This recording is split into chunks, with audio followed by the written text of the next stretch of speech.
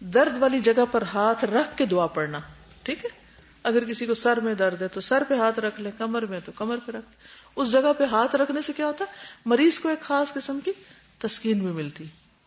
عثمان بن ابی العاص ثقفی رضی اللہ عنہ سے روایت ہے کہ انہوں نے رسول اللہ صلی اللہ علیہ وسلم سے درد کی شکایت کی جسے وہ اپنے جسم میں محسوس کرتے تھے جب سے وہ مسلمان ہوئے تھے.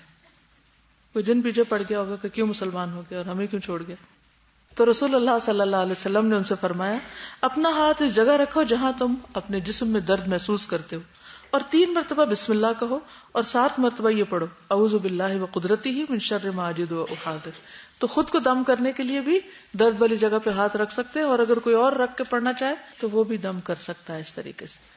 نرم بستر کمر کے درد کا باعث بنتا ہے کیونکہ کمر اور پشت کے عضلات ڈھیلے پڑ جاتے ہیں, مسلس. اگر مسلسل نرم بستر استعمال کیا جائے تو درد بڑھتا ہی چلا جاتا ہے. ٹھیک ہے, ان چیزوں سے پرہیز کرنا چاہیے.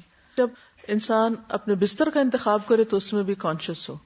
پہلے لوگ چارپائیوں پہ سوتے تھے, روئی کے گدے ہوتے تھے, اب فوم کے بستروں پہ سوتے ہیں جو بالکل ہی ان نیچرل ہے. اس کا نقصان کیا ہو رہا ہے, انسان کا جو پوسچر ہے وہ ٹیڑھا ہو جاتا ہے, خراب ہو جاتا ہے. یعنی ایسی جگہوں پر پریشر پڑتا ہے جہاں نہیں پڑنا چاہیے. نبی صلی اللہ علیہ وسلم آرام کے لیے چمڑے کا بستر استعمال کرتے جس میں کھجور کی چھال بھری ہوتی تھی. کتنا نیچرل.